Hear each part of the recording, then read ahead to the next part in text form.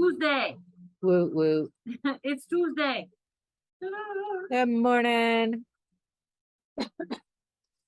Good morning. Welcome to the Sun Dragon Sideshow. The Dear Becky and Lizzie edition. No, it's not. It's not No. Thursday. Where's that coming from? We got so many emails for Dear Becky and Lizzie You just want to questions do that Dear Becky my and Lizzie brain on a is Tuesday, don't you? I was it's like, the adventures wow. of Liz and Rebecca. Usually I'm the one who's off or something's wrong. Wow. Hi. How was your weekend? Yeah, I need more time off, but you know, yeah. Yeah. No one wants to hear that because we're supposed to be rested now. So, it's cold enough out that I'm wearing my Juniper crop and it feels cropped even though I made it longer because my t-shirt's extra baggy and long, which is good because I forgot to put a belt on this morning. So I'll sit down so I won't, Keep playing with your sweater. No, I was gonna say inadvertently flash somebody, but I'll still play with my sweater. What are you talking about? So this is a Caitlin Hunter top, the Juniper crop, and I made it out it's actually the first. Okay, let me slow my roll. Hi, I'm Rebecca. I was wondering when you'd remember. I was remembering I'm the owner of Sun Dragon Art and Fiber, and I just got so excited in downtown Brevard, North Carolina, which is chilly, which is what I was gonna start talking about with this. But sunny. Yay. It's only supposed to get in the upper 60s today. Who are you? I'm Liz. I'm the minion there. Now you can talk about the no. We're all out of sorts today, so it doesn't matter. I realized I needed I should have gotten one of my glorified cookie breakfast muffin things, but that's okay. Tomorrow is supposed to be even colder. I'll be wearing a sweater outside. Inside so she's still in, the straps today. I was cold enough. I came in my Vivo top that I still have not blocked. I'm looking at it because it took the spot of this up there behind the camera. This is the first short sleeve top I actually made out of wool, because I started with short sleeve, like the Soldatna was cotton, because I'm like, if it's going to be short sleeve, why would I make it out of something that's wool? And this one I did. I used the Patagonia and I love it, and it's really nice for in between, like in the shop, kind of chilly. What about Bridge Are you of the trying to Gods? question me on something? Yeah, Bridge of the Gods you started over there, and that was a short sleeve. I don't know why I didn't consider it that, but like the fancy color work ones, maybe. Yes. She found an excuse that made us both happy. Okay. Like, wait a second. The only reason I remember that is somebody like, had a question about. Yeah, the look she was giving me was like, that's wrong. And okay, that's what my brain thought. I don't know why it didn't consider Bridge of the Gods in that calculation, because like I think it was the first color, like she's saying, color work short sleeve top, Caitlin Hunter, because Caitlin Hunter has a bunch of them. The Soldatna, I guess I worked on the Soldatna once we moved over here, right? I was working on it at home. It might have also maybe overlapped with the beginning of COVID. I can't remember, but this is the first Caitlin Hunter extreme color work top that I did out of an actual wool, not merino. It is merino, but it's not superwash. We're having all kinds of issues today, aren't we? Nope. Don't know what you're talking this is a really light DK. I think the Juniper crop calls for sport weight, but this one can really work for either DK or sport. For DK, it'll be loose and fluffy, and for sport, it'll be just toeing the line of like a little bit rigid and robust. So this is lovely and comfy, and right now I'm comfortable even though I'm in short sleeves because it's cold outside for me, and it's warmer in here. Like if I go outside, I'm probably gonna still need like a cardigan over this to be comfortable. You've been wearing your fading diamonds cardigan I home. left that at home today. I know, but like when we talked a couple of times this weekend, you were wearing your. My therapist commented on it too. It was extra cozy because I'm trying not to run the heat way too hot at home. His money, But I wore in my Rowan cardigan coat today, which is, it was almost too cold for it. What did you say it was going to get up to today? In the upper 60s, and tomorrow is going to be in the mid 60s. Okay. Layering is key during these in-between times for me. So what are you working on? I am working on Lanas, my Lanas quick shawl. I had to remember what yarn I was using. Well, because it looks just like the one I'm making out of Lanas Quick, It's the but it's not the same. my 1864 shawl.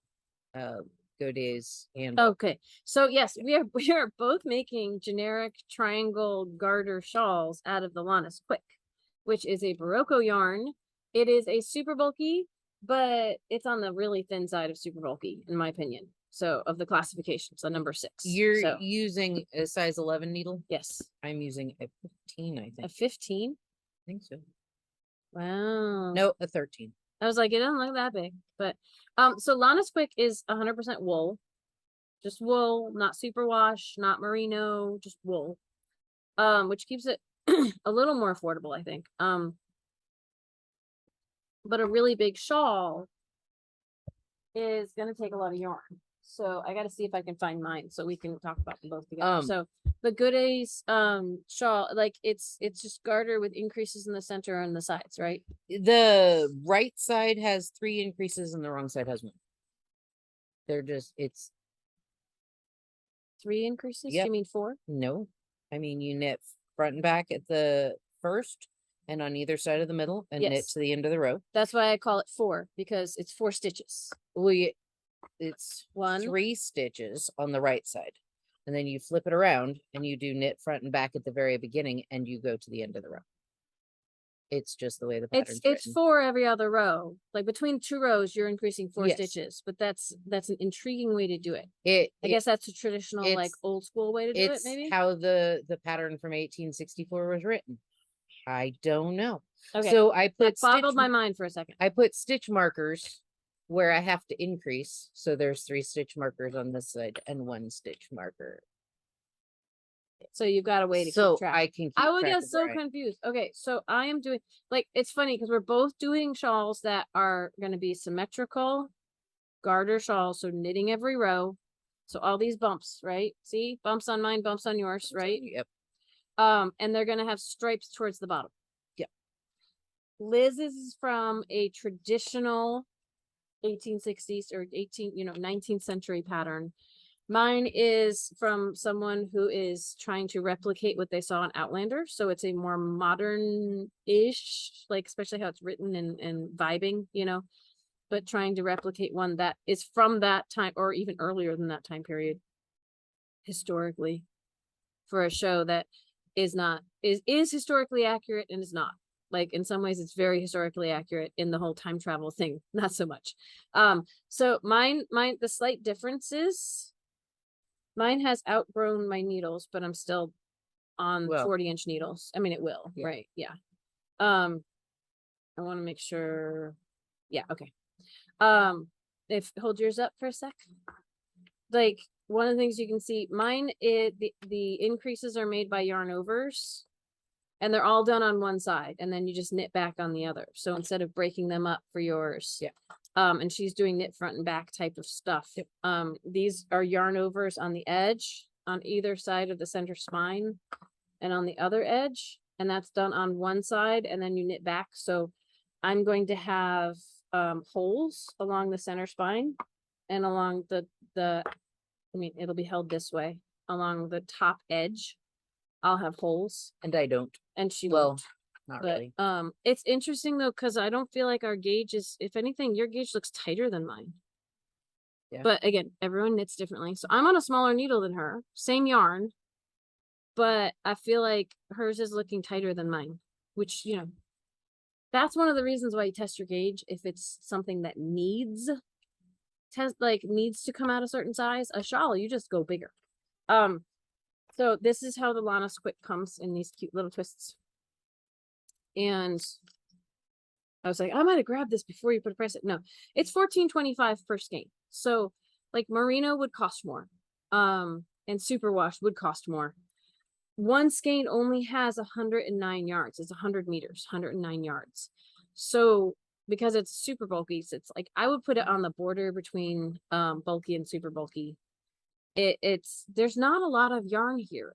So a shawl like this, like I'm a few rows into my second skein of yarn. One skein only got me that far. And now that the rows are getting bigger, it's gonna take more yarn to get across fewer rows. The person who wrote this pattern for the largest size, which I'm at like 120 stitches or so, like it's an odd number of stitches, so I don't know my exact number, but I'm at like 120 or so. And the smallest size before you start striping, you're supposed to go to 181, and I'm gaining 4 stitches every other row.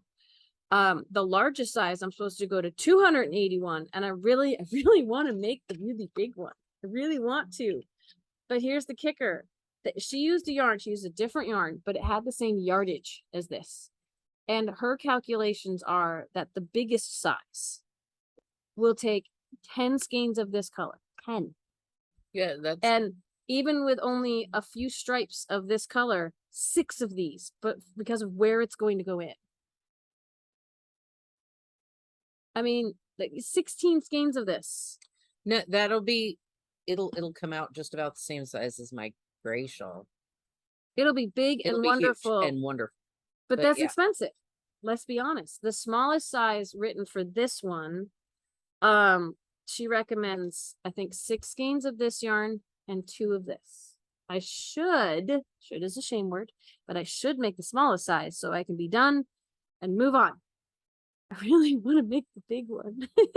I have 8 skeins Okay. because I bought 2 gray, 2 pink, 2 red.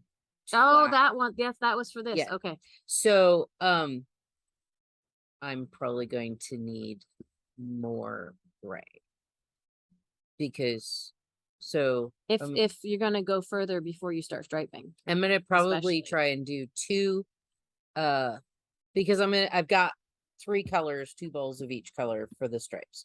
So but I'm gonna need more gray.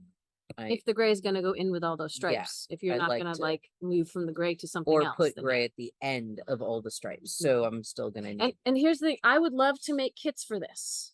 Would love it. Make kits for this. The thing is, we have enough yarn in the shop for one size. Not all 3. Like if I listed all 3 and 2 people like the same color, I'm screwed. So that's my challenge. Do I only make the small size? I think what I probably should do is only list the small size and say, if you want, like, and that has a bargain on the price. If you want to make this bigger, you need X number of additional skeins, and you either need to buy them separately or contact the shop. I think that's what I'm going to have to do.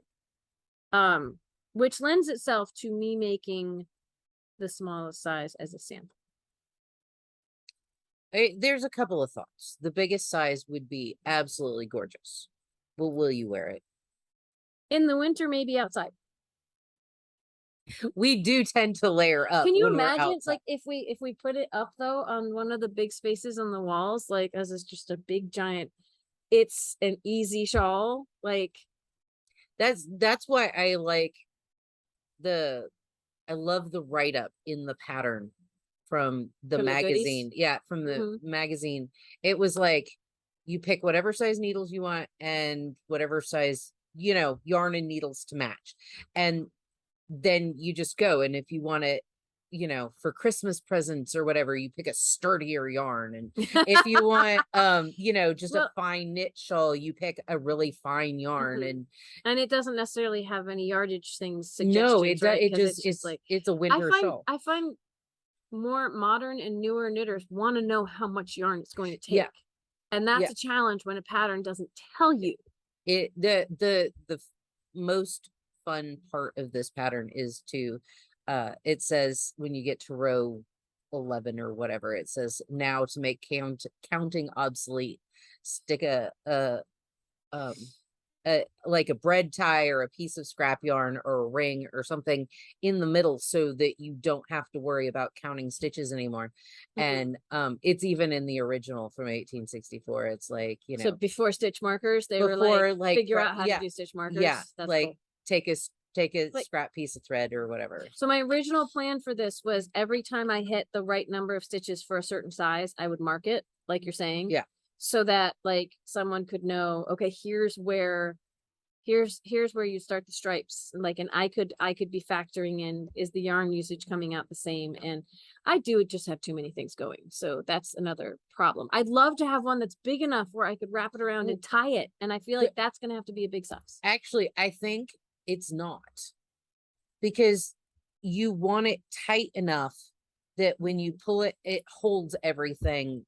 Like most of my tying shawls are not big.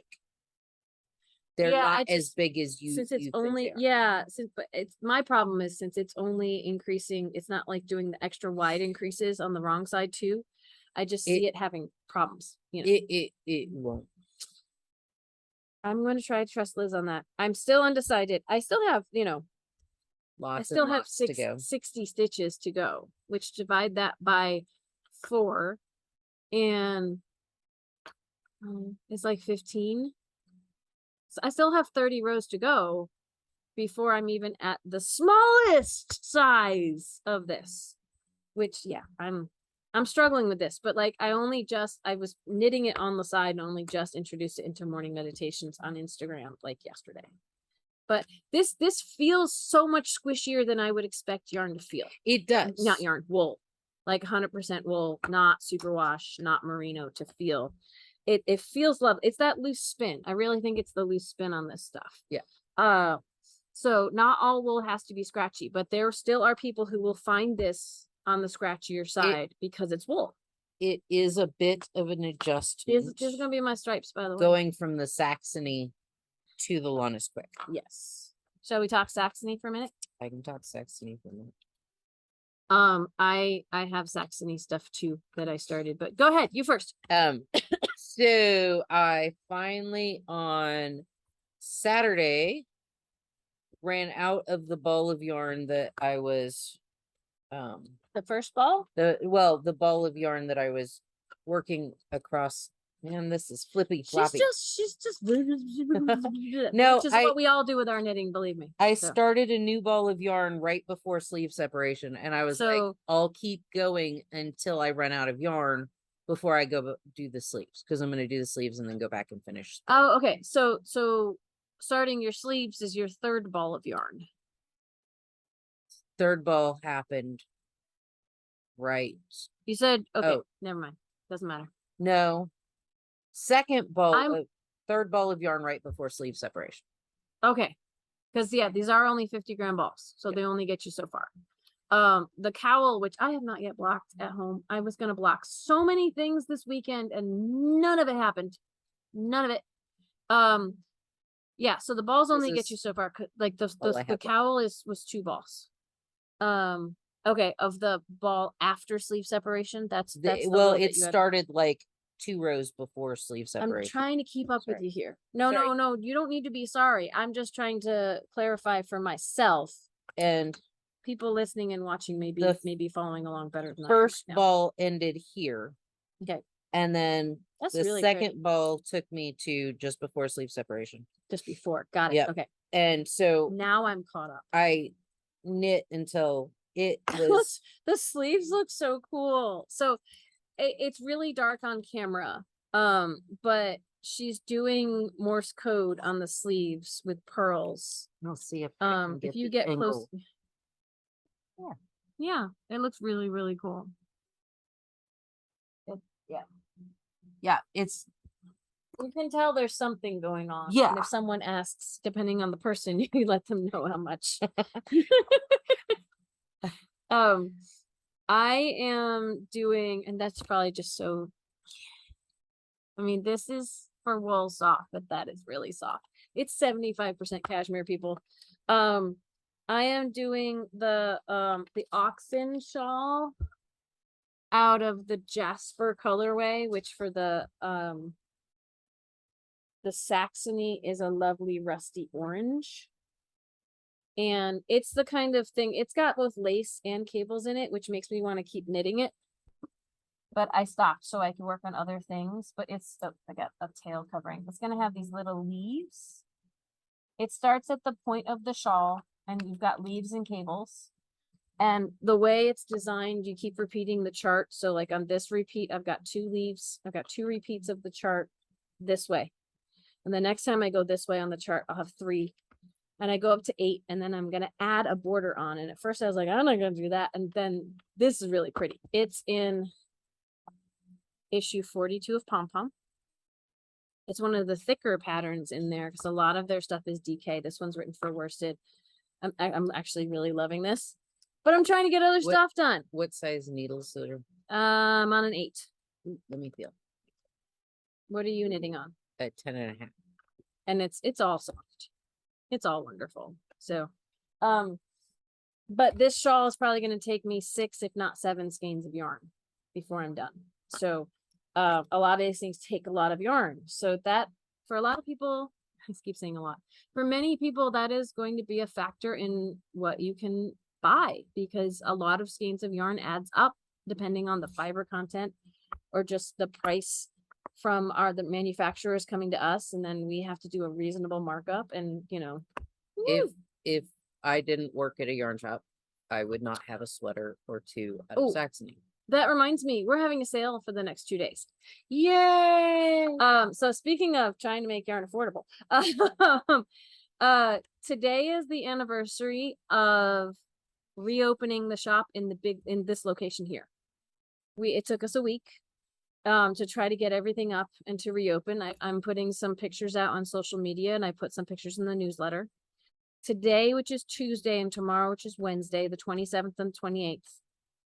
Larger shop 3 years. Either spelling out the 3 or the number 3, all should work. Just a big phrase with no spaces. Larger shop 3 years should save you 25%. In the online shop, call us if you want something that is not in the online shop that we haven't put up there yet, but know that like you got to call us during business hours on that. Calling us after the business day ends or emailing us after the business day ends on Tuesday, Wednesday, yes. That part will be done, and it'll just be the online stuff. So, larger shop 3 years. So, we have too many anniversaries that are all right together. Yeah. So we didn't plan them like that. We didn't. That's just how it happened. This shop, we were supposed to be moving in June. I was supposed to be opening my shop 5 years ago in June. Everything got held up. So, there's 2 other things I want to show y'all before, maybe 3, before we sign. Sorry, that probably got the mic. Before we sign off today. One is progress I made. I'm going to go from least progress to most. Progress I made on my Reluctant Homeschooler. Got the pockets done. This is with the yarn that's 15% off. Like, you can't combine the sale codes. So today's the last day. This is 15% off. But for all of y'all who know about the 25% off, probably rather use that code. This is the Wizard. I've got 2 balls going right now. This is also called Jasper. Looks nothing like this Jasper. Different yarns. The name means totally different things. This is the Jasper colorway of the Wizard. And that is looking so isn't that cool? It's a perfect example of how like colors repeat, like this color here, but it doesn't necessarily go on to the same color progression. Like these kind of go through the same, but they're different amounts. And then all of a sudden I'm in the really dark here, but I'm not over here. Like the colors go in different directions and different progressions, and same colors used, but different sequences every time it pops up. So it's really fun. I've got about 8 inches of each sleeve. The Reluctant Homeschooler is a bottom up. So the sleeves are made and put on stitch holders. And then you start on the body torso, and when it gets to the right height, you put everything on needles together. I usually do top down, so this is a fun experiment for me. I have 1 more increase to go on these sleeves before I just get to knit straight to 14 inches. And it's so squishy. It's squishy and soft, but light. So if you want a heavy cardigan for like a weighted blanket that you're wearing, don't use this yarn. But if you want something light and airy, but still warm, use this yarn. I can see purposes for both. Oh yeah. Right. I've been talking with my therapist about like weighted blankets and or weighted things and how it feels like you're getting a hug. This one just feels light and airy without being heavy. Warm without being heavy. So that I made progress on last night. So I had stuff to show off this morning when I filmed. And yes, I'm doing it on 2 circular needles, so they're clanking around a whole bunch. I'm trying to remember where I put it. Oh, I hope I brought it. What? I did some monogamous knitting, and it's way down in here. Yes, you did. I just kind of was on a roll yesterday. I realized I think I messed up the very end and the cast off. Oh. But so I'll explain. So yesterday's morning meditation, I was on the first wedge of the wedges on this Nautilo Cowl. So it's garter with these stockinette wedges in it, short row wedges. And I just kept going. I was watching Reservation Dogs, and then I was catching up, and I just kept going. And I have finished the knitting. I haven't blocked it yet. It's so soft and everything. We'll see if I don't know if I need to. I think some of this stuff will lay a little different if I do. But once I sew it together, isn't that kind of like how it I mean, actually it's gonna scallops in a little bit. It's gonna ripple and scallop in no matter what. So I may not need to block it, but I may still just do a nice little pre-wash it, first washing block. Here's where I think I messed up. I think I was so caught up in the show I was watching, which at that point wasn't Reservation Dogs anymore. It might have been Burn Notice. You're supposed to leave a long tail so you can sew up your ends, but the ends that go together are up here where my hands are, and my bind off ended up down there. I think I lost track of which row I was on, and I bound off either too early or too late. Don't tell anybody. Yeah, I might take it out and redo it. I haven't decided. This yarn is extra stretchy and squishy though. This is the Baroque Sesame. I still have a little bit left of my second skein. I'm kind of loving, I picked the fall colors. They're almost basically Sun Dragon colors. I picked the fall colors for fun. So this is how this looks. Once I put it together, like it's a big, I made the bigger size. Let me preface this.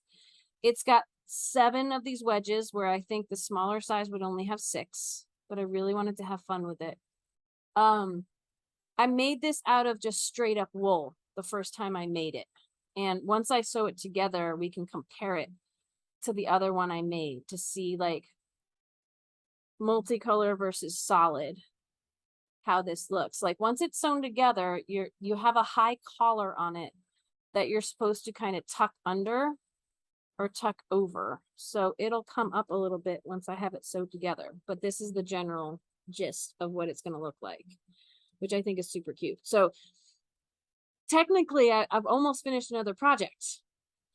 I have all these like, yay, successes. I finished a project.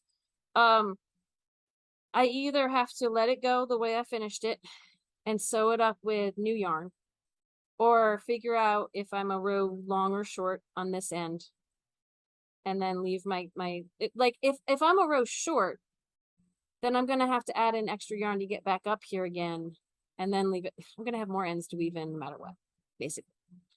But I think this is so pretty, and we have other colors of Sesame that would have been gorgeous for this. If anything, this might be the most muted, not muted, but not as jazzy as some of the other colors.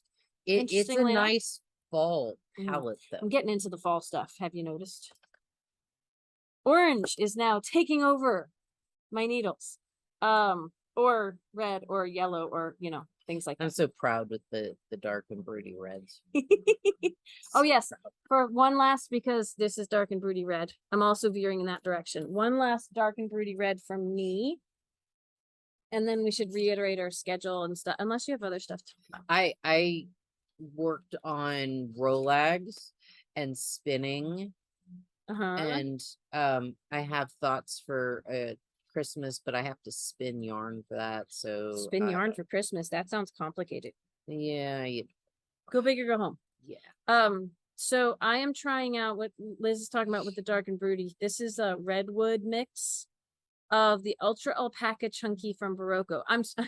I'm starting with all these yarns I haven't gotten online yet, which is kind of a tease, but not intended to be. I have to get samples going somehow. The crochet class that I've thrown into October on October 8th, which is not that far away. I am making the Hands in My Pockets crochet shawl. I've got a kind of a hot mess in front of me. Which needs like 1,400 yards of yarn, maybe a little less if you're not doing the fringy part on the bottom. But like this is one pocket of the pockets on this thing. And I've started the long length of it. I feel like this is not as, I'm starting to pull out stitches, which is, I feel like it should be longer than this, but this is the long edge of it. But so we'll see. When you wrap it around your neck and stick your hands in your pockets, it's going to be the perfect length. Because I don't think it's supposed to be much. I mean, it's going to stretch a little bit, but it will stretch because the Ultra Alpaca Chunky, I feel like I've got really long braids right now, is half alpaca and half wool. It is thicker and squishier than the regular Ultra Alpaca. This shawl is written for Aran weight, and this is maybe a little thicker, but you know, go big or go home. It's gonna take a lot of yarn, and the thicker the yarn gets, the less there is on a skein, the more skeins you're gonna need.